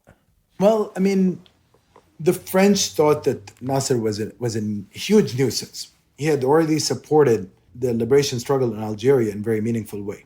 Remember, Daniel, the Algerian revolution had been raging for 2 years by the time this happens. So we have a very vigorous challenge to France in a part of the Arab world that it considered to be French, which is Algeria. It had officially counted it as French. So Nasser was supporting the liberation movement in Algeria in a big way, not in a small way. People now sometimes forget that, but he played an important role. This meant that when it came to the French, they were keen on undermining him. They had reasons to do so. With the Israelis, we know what their reasons are. It's like all settler colonialist states, they're troublesome in their neighborhoods. South Africa was big trouble for all the states surrounding Namibia, Angola, Mozambique. Absolutely. Settler colonial states love to cause trouble because they are surrounded and they see themselves, and rightly so, as being surrounded by a hostile neighborhood. Nobody likes settler colonial states. But also they're motivated by expansionist logics. If they don't expand, they feel that they will retreat. Look at the history of the country we're both sitting in right now. Absolutely, 100%. And unfortunately, Daniel, this country is the dream of all settler colonial states. And here, of course, I'm very keen to emphasize that there are indigenous futures in this country. And there is an active liberation struggle going on here that we all must support. So we should not forget that and imagine that the settler colonialist project is one in its totality. However, as far as settler colonial projects go, the genocide that was committed here was on a scale that is unimaginable, and its results were so horrific that it led to the demographic overwhelming to the indigenous population. And I know you've been talking about this on The Dig for many years, and you've hosted many great voices around this. So they dream of achieving that. The problem they run into in places like Palestine and South Africa is that demographically, they're surrounded by a neighborhood that is difficult for them to overwhelm. They don't have the numbers to completely overtake these zones. Now, the Israeli statist solution is to try to push as many people out, and by doing so, of course, is pushing them to the surrounding area, and then it has to clash with the surrounding area. So, it demands that the surrounding area accept these refugees and not do any hostilities with it, and sign peace treaties with it and become essentially states that are under its thumb. That's the only condition that it will accept. What happens next is kind of remarkable. Egypt is defeated militarily in the Suez Crisis, but it nonetheless emerges victorious in so many ways, achieving a massive political victory. How does that happen? And specifically, why does the U.S., the rising U.S. imperial power, why does it so decisively push back against the tripartite invasion of its allies, Britain, France, and Israel? So at this stage, Britain's move is seen as ill-considered by the Americans. They're angry at the fact that they were not consulted. This was done in secret. Britain thought it was living in a different era, that it was still this big empire that doesn't need to consult, that it could undertake an independent policy in this world. And the US needed to send a signal of, look, you may have been the great British Empire before the Second World War. Now, you're going to come back to the new imperial fold. We're going to have to teach you a lesson. Okay, if you think that you can do anything in this world without us, then you're wrong. And you're wrong for many reasons. Starting with money. Financially, Britain would go bankrupt without US support. Militarily, it would be destroyed. Britain cannot match the capacities of the Soviet Union. The entirety of the defense of Europe has to depend on US power. Britain cannot carry out the defense of Europe against the Soviet Union alone. So for it to adjust to this junior partner role was a gradual process, but Suez was part of the process. It was a key moment in that process. The second issue here, Daniel, has to do with the fact that there's too much at stake here. What if the Soviets decide to intervene in a decisive way? The threat of nuclear war is huge at this stage. And at the time, it's not like we think today, oh, everybody was just bluffing. And if the Soviets suggest that they could go into nuclear war, who knows? Maybe they would have. Now we know that they were more careful. But as events were unfolding, these kind of situations were dangerous. The Americans thought that they could do without all of this. Furthermore, they were worried that this actually undermines everything they've been trying to build. They wanted to present the West as, a supportive, positive force in the third world, in the newly, independent countries, so as to prevent further alignment with the Soviet Union. But if you come in and use brute force and occupation and engage in such games, and they clearly were games. The protocol of Sèvres is a joke, Daniel. Like, they think that they can trick the whole world into thinking, oh, Israel is attacking, and we're just like trying to prevent the little boys from fighting. So we come in and we just attack Egypt and take them out of the, out of the equation. It's a really thin pretext. It's a thin pretext, and it's attacking a sovereign country. And even if they're claiming that it's related to Egypt breaking the Treaty of 54 with its nationalization, they were claiming all sorts of, they were making all sorts of legal arguments. But that was too risky for the Americans. It wasn't good for their plans for the international order. So they sent their signal, and they were like, no, this is not going to work. And that was a message to the French as well, by the way. And to the Israelis. The Israelis, not so much, because the Israelis, they were not the big losers out of this equation. If anything, the withdrawal of the troops meant that Sinai was effectively demilitarized at this stage, and that the Straits of Tiran were open to their navigation whichever way they wanted, and that Egyptian sovereignty was reduced in the border areas that belonged to Egypt in line with Israeli wishes. And that becomes the big problem that eventually leads to the 67 war. Because Nasser then actually asks in 67 for the removal of the peacekeeping troops that had been put in that area, and that had undermined Egyptian sovereignty in those areas. So by restricting basically Egypt's control over its own territory there.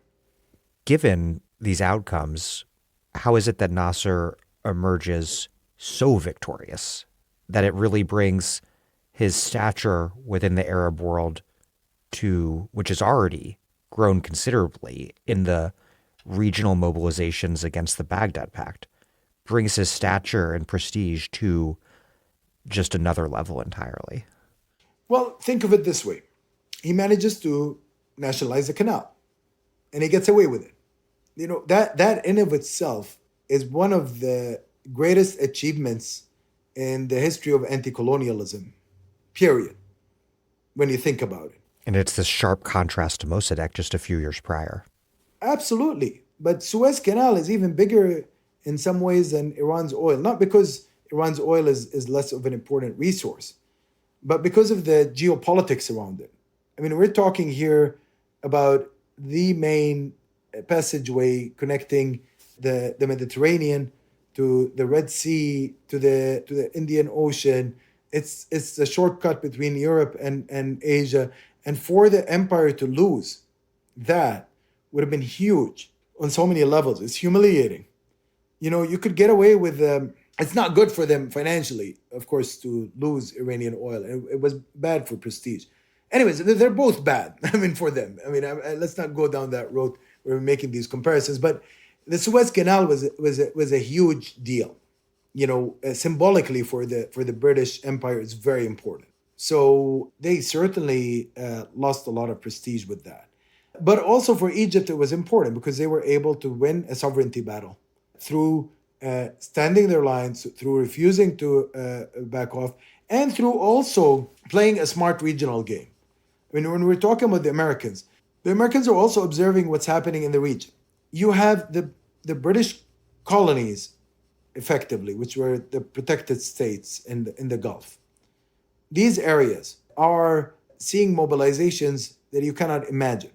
Daniel, the biggest mobilizations in their history happened in 56. You have oil worker strikes.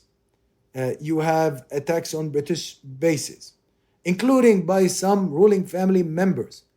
I mean, it's fascinating. The current Sheikh of Sharjah, he writes in his memoirs about how he participated in an attack on an RAF base, a Royal Air Force base at the time.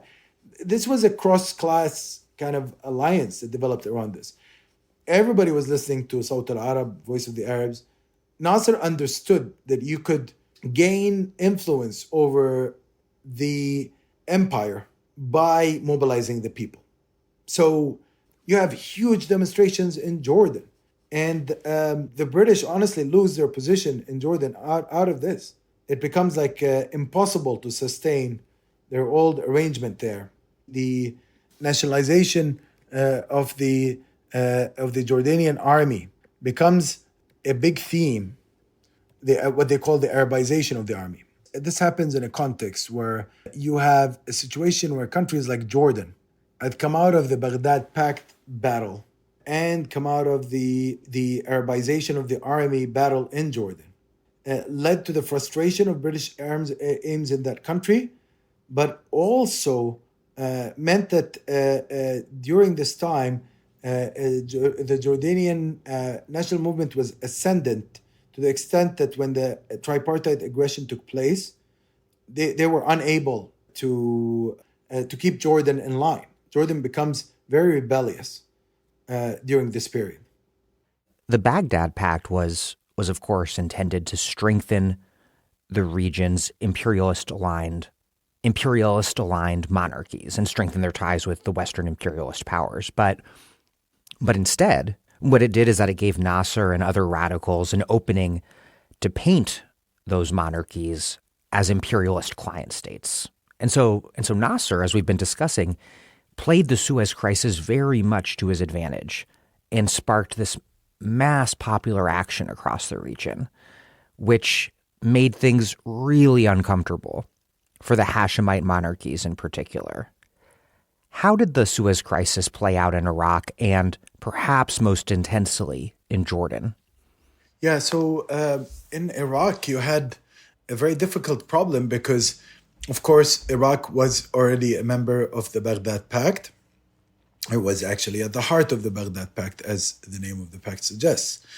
And it was seen as very much a country within the British camp that was officially tied to Britain with a military defense agreement. How can a country like that, with strong popular movements, remain in the British orbit while Britain was attacking the largest and most significant Arab country? And that contradiction that was there between the popular feeling on the street and the position of the government was a cause of discontent for the next couple of years in the history of the country.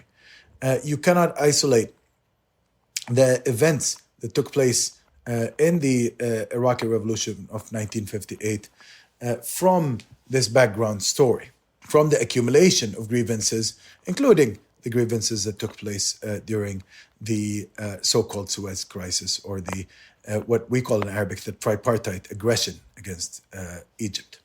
So Iraq had its own dynamics, and perhaps we can talk about them in greater detail when we speak about the revolution that took place in Iraq a couple of years later. But in the case of Jordan was already undergoing a set of serious changes by the time Suez had erupted, and by the time the tripartite aggression took place. Already it had Arabized the army, which was a big popular demand. And just to clarify, the Jordanian Arab Legion was literally led by a British guy until like 56? Yes, it was led by one of the most famous British figures in the history of the Middle East, John Bagot Glubb, who was otherwise known as Glubb Pasha, or as he was known popularly in the Jordanian army, Abu Hnaik. Now, Glubb Pasha was a fascinating character. He actually ended up quite liking the Arab world, while of course representing British imperial interests in it. He was one of those contradictory figures. His son, Faris Glubb, incidentally, became quite radical and was engaged in all sorts of solidarity movements with revolutionary groups in the region before dying, I believe, in a tragic car accident. But essentially, you had British control over the army through Glubb Pasha and a range of senior British officers under him.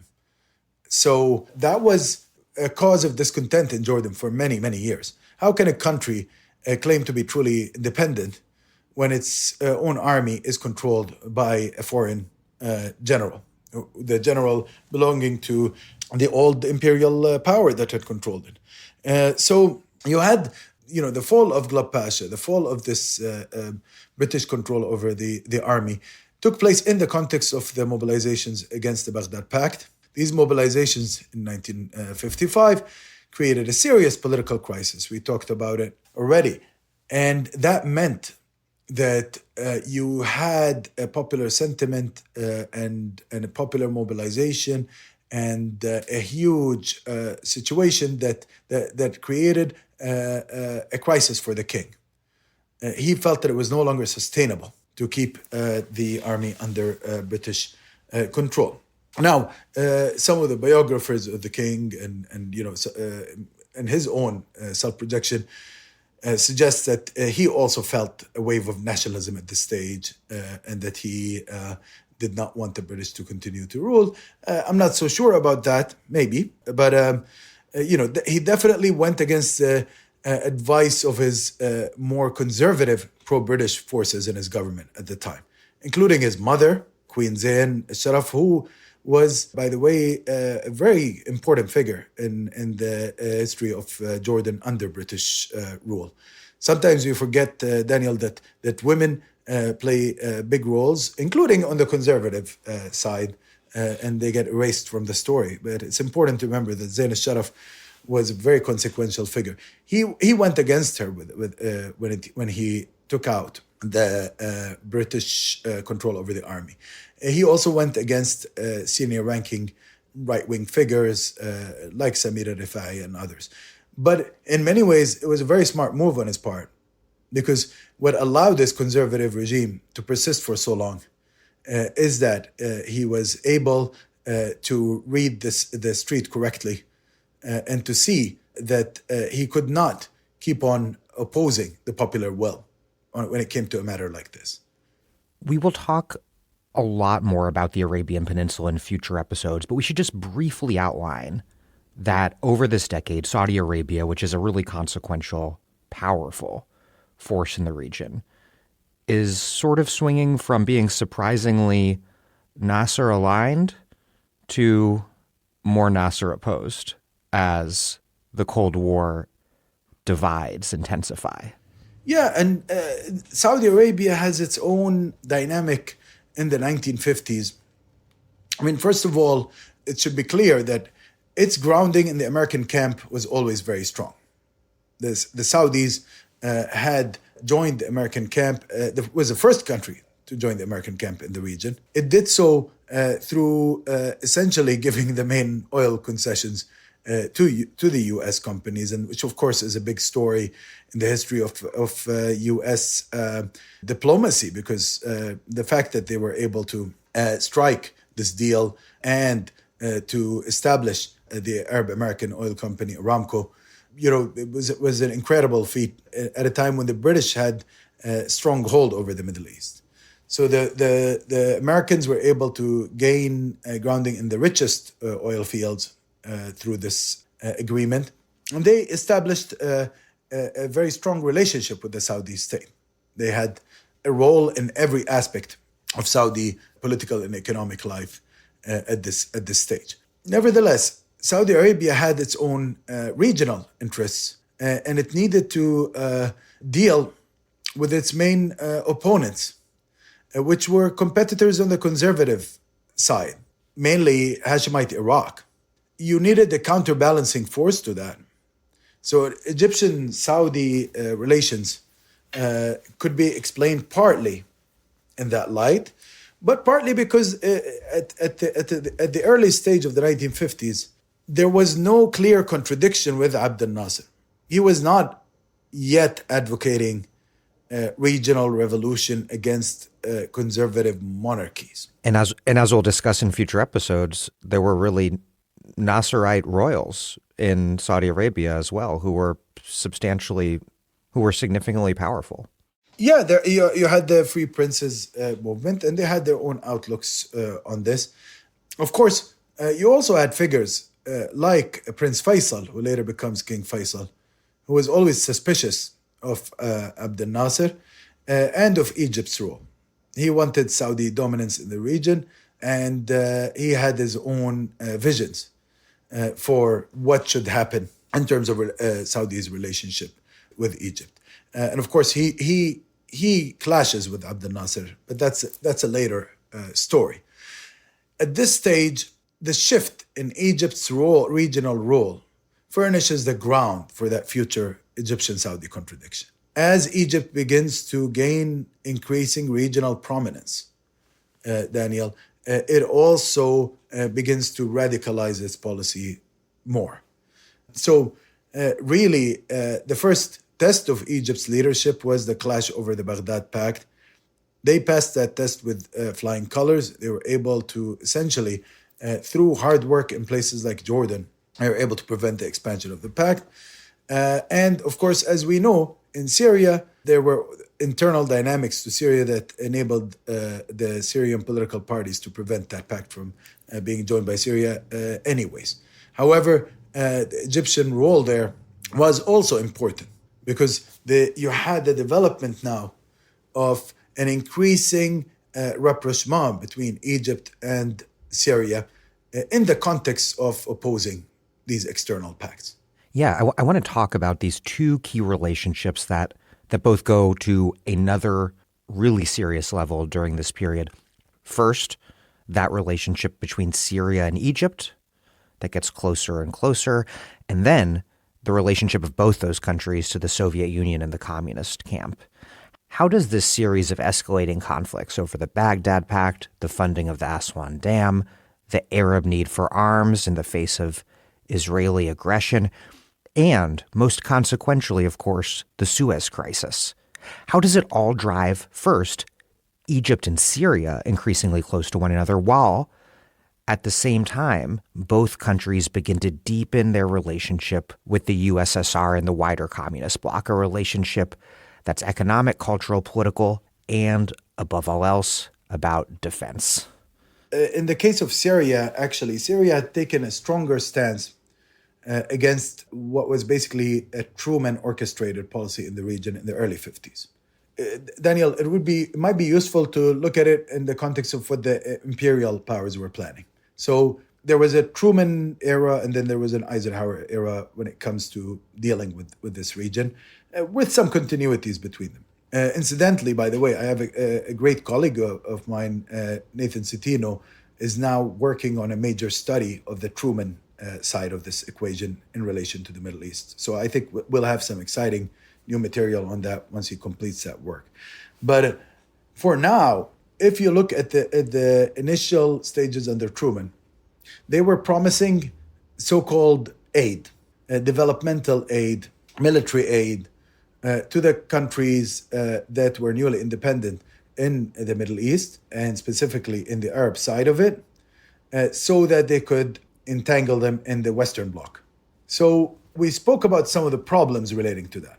One is that there was an Israeli dimension that Arab countries could never approve of to this equation, and there were demands for them to essentially drop the Palestinian cause. Soon, the US, under Eisenhower, starts realizing that they can't pressure in that direction, and that there is no point in trying to force the Arab countries to seek some kind of agreement with Israel at this stage. They were not going to find any response that is positive in that regard. The second issue with the American project under Truman was that you had too many regional forces, political forces, especially progressive ones, but also some of the ones that were liberal nationalists, that were keen to leave the realm of colonialism. They did not want to come back into the colonial world. We spoke about this already, but that required then a new thinking around how development can be carried out internally. And in Syria, for example, the progressive, or the government that had progressive representation in it, that forms after the overthrow of Shishakli and the restoration of democratic life in that country, it starts looking for alternative sources for revenue and for funding development projects other than these American developmental offers. They reject the Western developmental offers, and they start considering things like taxing the top line cooperation, for example, and increasing the charges for the British corporation that runs the Iraqi oil. Iraqi oil company is transporting its oil via Syria, and they want to increase the charges around that. They were exploring multiple options, all of which, of course, were affecting Western interests. So we have this contradiction with the West that's based both on material factors like this, as well as geostrategic factors like the Palestinian cause. They lead to a situation whereby the Western diktats in the region are not met favorably. Now, in the case of Egypt, it's a bit more complicated. Abdel Nasser starts by indicating that he's okay with receiving American aid, and he does receive it, actually, some of it. It's just the American aid, when it came to the key projects, was not coming, especially the High Dam. And also on the defense side, it was not being provided adequately because of the Israeli side of the equation. So we have a serious issue there. Secondly, when it comes to Egypt, Abdel Nasser wants aid, but he doesn't want alignment. We spoke about this already. So Americans don't find the middle ground for him. They can't seem to find a way to reach an understanding with him that will allow him to keep his red lines while not completely severing his connection with them, or not completely heading into the Soviet camp. So eventually they put him in a corner and they force him to go Soviet, because they're telling him, we can't provide you with the weapons you want, and we can't provide you with the main development funding that you need to carry out your ambitious development projects for the country. And it's in that context that he's like, okay, there is another power out there in the world. There is another superpower. I could turn to it. And he establishes a relationship with the Soviet Union as a result. Now, under Khrushchev, the Soviet policy is also different than it used to be, because Khrushchev is trying to find ways to leapfrog over the Western military alliances that the Americans had created with, of course, British help. And he needs to find a way around the northern tier. And the best way to do that is to strike deals with progressive national liberation movements that may not be communist and may not be entirely Soviet-oriented, but that have common grounds with the Soviet Union in the sense that they oppose the Western camp because of its colonialist character. So that's a major departure from the old Stalinist line that was just denouncing all bourgeois leaderships and that was pushing for, you're either communist or you're not good, and that was pushing more towards alignment. The Soviets, so in a way, what you're saying is the Americans in the West demand alignment.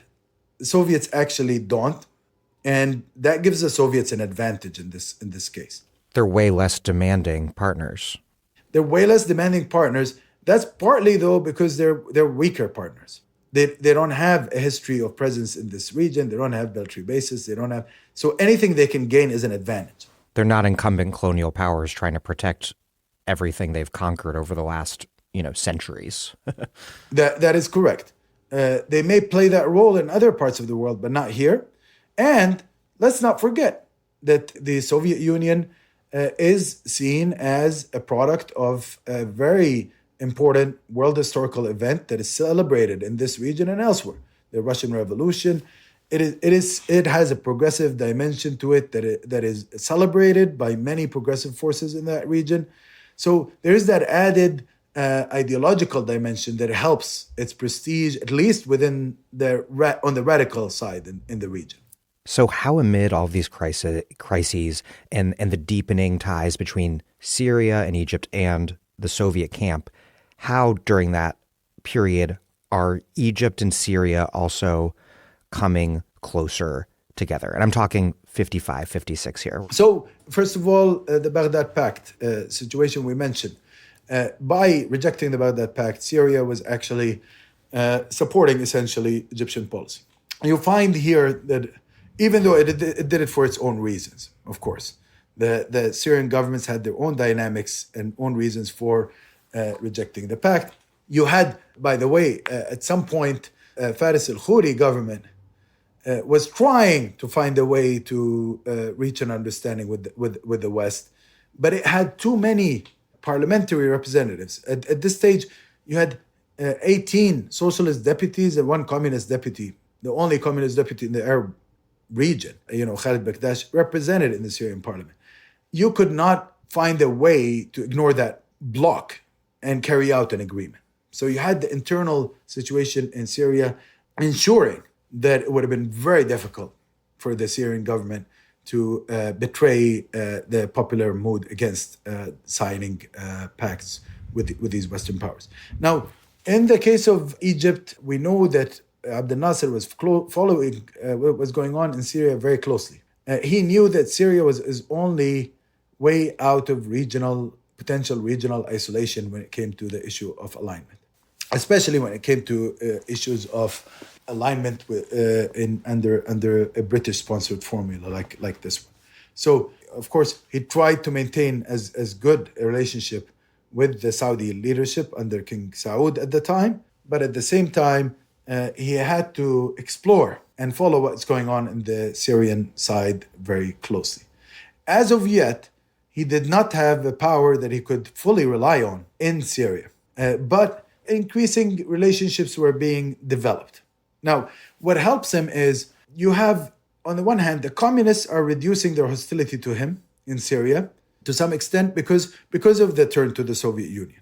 With the signing of the Czech arms deal with the Soviet Union, with, of course, Soviet Union support, with Soviet Union increasingly establishing various forms of support for Egypt, with the negotiations around the high dam financing, this is sending positive signals to Syrian communists. Syrian Baathists are also beginning to reevaluate their position in relation to Abdel Nasser, because they're beginning to see that this is not just another American-backed coup of the sort that they had suffered from in Syria. They're still mistrustful of Abdel Nasser and the free officers as a whole, because they were suspicious that these military officers can only bring dictatorial regimes, and they were still, at this stage, the Ba'ath was still insistent on democracy, at least the major figures within it. That was not to last forever, as we shall see. But at this stage, it's a party that is committed to democracy and its official pronouncements and its thinking, and you have therefore a sense of also feeling that the pathway on which Syria that Syria was on during those years, 55, 56, was a very positive one for political parties like the Ba'ath. They were able to participate in political life. They were able to participate in an electoral life. The democratic process that was experienced in Syria at the time enabled multiple movements to flourish. During this time, the Ba'ath are gaining a lot of power. And in that moment, in 1955, a key and very powerful Ba'ath-aligned Lieutenant Colonel, Adnan al-Malki, he's the deputy chief of staff of the Syrian army. He was assassinated by a Syrian Social Nationalist Party military police sergeant. Why was this assassination so consequential? Did it give the Ba'ath an opportunity to repress their opponents, the social nationalist followers of Antoun Saada? Yes, absolutely, Daniel. At the same time, of course, the assassination of Malki was a big problem for the Ba'ath. You had a complicated set of circumstances that took place during that assassination. One was the key figure in the cabinet that had been established around that time. This was during the time of the government that was dominated by Khalid al-Azim, who was foreign secretary at the time. He was out of the country when this assassination took place. It was, this happened in April 55. Now, you had a situation where Malki's assassination also coincided with another assassination that took place, which was of Akram Hourani's brother in the same period. But of course, Malki's was a much bigger event because of his stature in the military. Some of the key figures in the Ba'ath wanted actually a state of emergency to be imposed to deal, because they saw this as part of a broader conspiracy against Syria and the broader conspiracy against the progressive political forces in Syria, especially the Ba'ath. But that's not what happened. But as we'll be discussing soon, they're not necessarily wrong. They were not necessarily wrong. Maybe, and this is something that is argued by some of their leaderships. I mean, Akram Hourani, for example, he claims that had they done a state of emergency, he talks about this in his memoirs, he assumes that a lot of the subsequent events could have been avoided, and that you would have had a much stronger, anti-Western bloc founded, preempting the Western moves at this stage. We don't know. In any case, SSMP, like you mentioned, was outlawed in Syria. I'm not so sure that was of great benefit to the Ba'ath or anybody else in terms of the political life, because by then the SSMP was a small party without much grounding in the military or the government. It was quite weak. It still had a major presence in the Syrian, in strange places, like the Syrian news, Syrian radio had a lot of SSMP members from the Shishakli era. They had managed to control that institution. But after the assassination of Malki, we see a lot of them leaving, and eventually their lead radio presenter I think her name was Abla Khouri.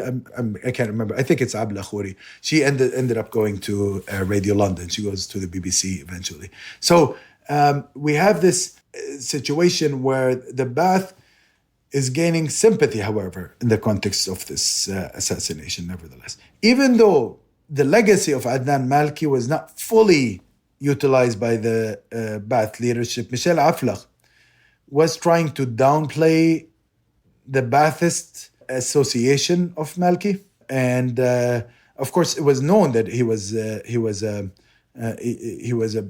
Ba'athist connected person. The fact that he was not actually enrolled in the party. He was more of a fellow traveler, you can say.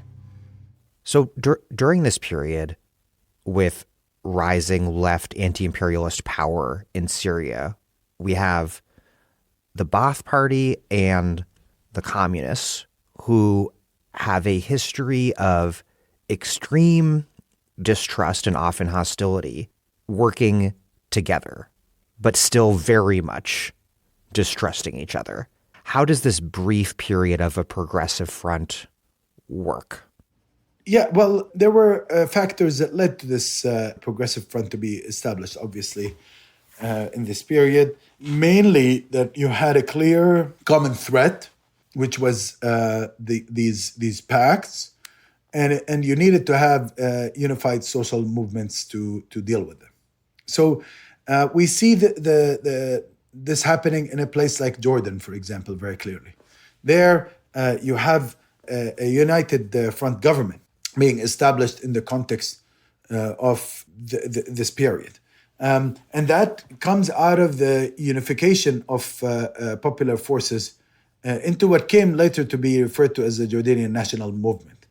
That movement, of course, was based on an alliance between the kind of progressive figures like Suleiman Nabulsi, who headed essentially a party that was patriotic, but had some socialist leanings, but mainly, it had socialism in its name actually, but it was still part of a less radical in its programs and in its orientations. It represented the educated classes, people like Nabulsi himself, who comes actually from a powerful family, a powerful land-owning family in the city of Salt in Jordan, and had went to the American University of Beirut and had developed strong, anti-colonial leanings, despite the fact that he also engaged with the established authorities. He had served as a minister before in Jordan, and he was even the Jordanian ambassador to Britain in the early 50s. Now, people like him, Abdel Halim Nimr and others, they established a front with the Ba'athists, who had a very active and growing presence in Jordan at the time.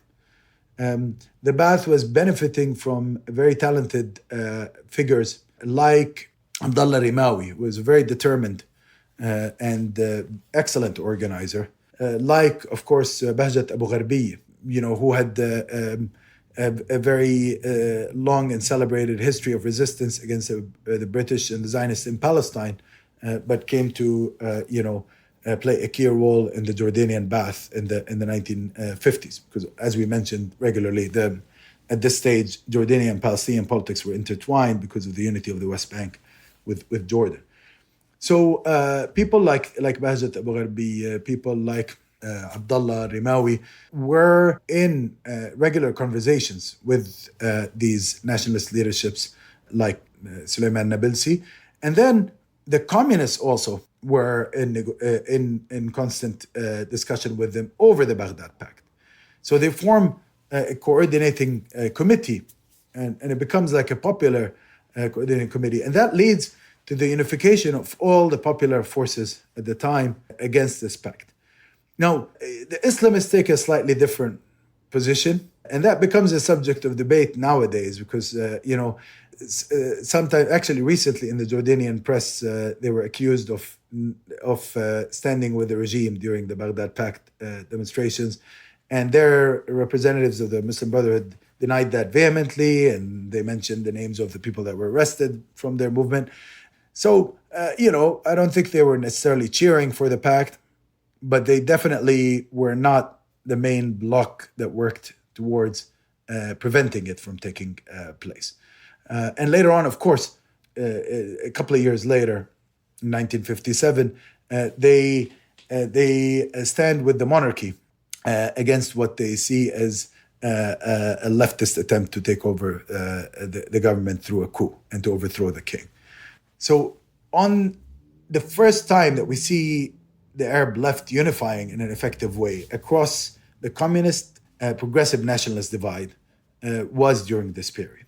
So in Syria, we see similar developments taking place. Although, of course, here in the Syrian case, it's not necessarily that the parties are working against the established government. They're at this stage working within the organs of the state because they are actually represented in parliament, and nevertheless, they have, of course, social mobilizations on the ground, and there's a lot of coordination taking place when it comes to the question of rejecting the Western alliances, as well as the Western aid offers, which leads then to American paranoia in relation to Syria. There's American paranoia there. It's also encouraged by a variety of internal and external forces. But this is the Eisenhower period, Daniel. And in the Eisenhower period, things develop because Eisenhower starts developing a doctrine around this part of the world.